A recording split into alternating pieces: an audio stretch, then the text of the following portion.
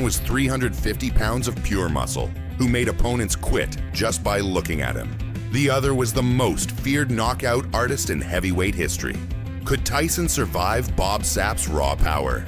This is the fantasy matchup that combat sports fans have debated for decades. Let's break down what would actually happen if these two monsters ever collided. First, understand who Bob Sapp was at his peak.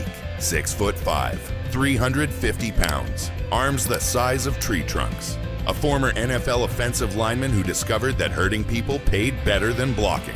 When Sapp entered K1 kickboxing in 2002, he wasn't supposed to be competitive. He was a sideshow, a spectacle.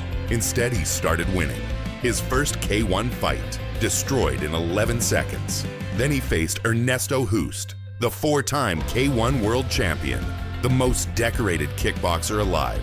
Sapp walked through everything Hoost threw, absorbed leg kicks like mosquito bites, then swarmed the champion and stopped him. Hoost demanded a rematch, same result. Sapp overwhelmed him again. In MMA, Sapp faced Nogueira, one of the greatest heavyweights ever.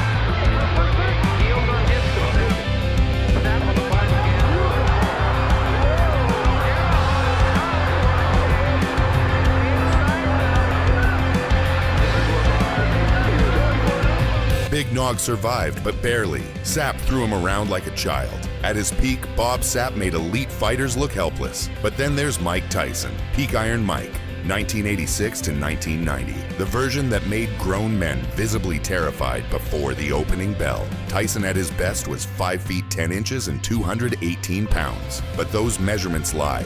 He was built like a fire hydrant made of concrete. His speed was the real weapon. Heavyweight hands moving at welterweight speed. Nobody had ever seen that combination.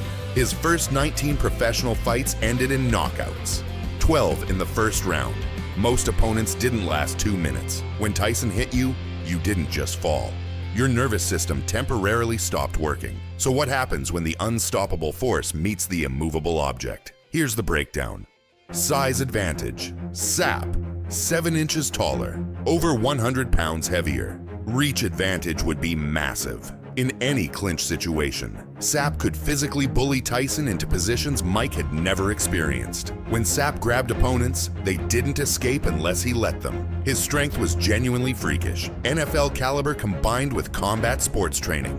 Power, closer than you think. Sapp hit incredibly hard. He knocked out kickboxing champions. He face-planted MMA legends.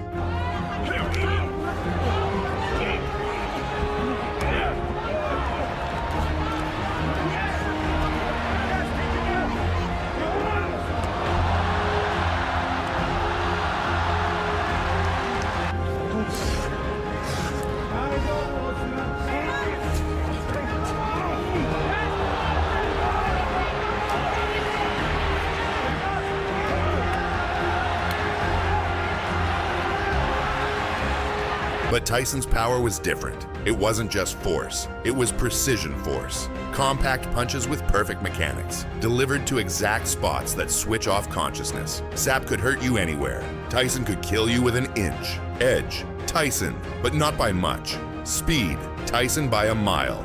This is where the fantasy breaks down for Sapp fans. Bob Sapp was fast for his size. That's an important qualifier. Against normal heavyweights, his speed surprised them because they expected a slow giant. Tyson was fast, period. No qualifiers. His head movement was supernatural. His ability to slip punches and counter came from a different universe. Sapp's punches would look like slow motion to prime Tyson. Chin, unknown territory. Tyson's chin was tested and proven. Prime Tyson took shots from the hardest hitters of his era and kept coming. Sapp's chin. Here's the problem. Once opponents realized Bob didn't like getting hit, that he would quit if you hurt him, his career collapsed. He went from unbeatable monster to professional loser. At his peak, before the quit emerged, Sapp could take shots, but that's against normal fighters. Tyson wasn't normal. Experience. Tyson by knockout. Sapp had maybe 40 total combat sports fights. Many were mismatches or worked matches. Tyson had been fighting since childhood. Professional since 16. Trained by Custamado, one of the greatest boxing minds in history. His defensive fundamentals, the peekaboo style, the head movement, the ability to make punches miss by centimeters came from thousands of hours of drilling. Sapp was dangerous. Tyson was a craftsman of violence. The fight, opening bell. Sapp would try to use his size immediately. He'd march forward, trying to grab Tyson, bully him to the ropes, smother him with mass. Tyson had seen this before. Every heavyweight tried it. Most failed. The peekaboo style was designed for exactly this. A shorter fighter slipping inside against bigger opponents. Tyson's whole career was built on making giants look clumsy. Sapp throws that big right hand. Tyson ducks under it, lands a left hook to the body. Sapp feels ribs move in ways they shouldn't. Sapp tries to clinch. Tyson uppercuts inside. That shot that made champions unconscious. Sapp's legs wobble. Here's the key question. Does Sapp's size let him survive what nobody else survived? Maybe, for a round, maybe two. Sapp could take a shot at his peak. He might eat that first uppercut and keep coming. He might grab Tyson and try to wrestle him down. But Tyson's accuracy would find him. The body shots would accumulate. The head movement would make Sapp's offense useless. And eventually, probably early, Sapp would be on the canvas, wondering why his legs weren't working. The verdict: prime Tyson by knockout. Rounds 1 to 3. Sapp's size and power make him more dangerous than most Tyson opponents. He'd land something. He might even wobble Tyson, but skill beats size, speed beats power, and precision beats everything. Tyson was designed to destroy giants. Bob Sapp was a spectacular monster, but he was still an athlete playing fighter. Mike Tyson was a fighter from birth. That's the difference that ends fights. But here's what makes this matchup fascinating. We never got to see it, and in combat sports, anything can happen. One punch from Bob Sapp could change everything. The question isn't whether Tyson could survive Sapp's power. The question is, would he have to?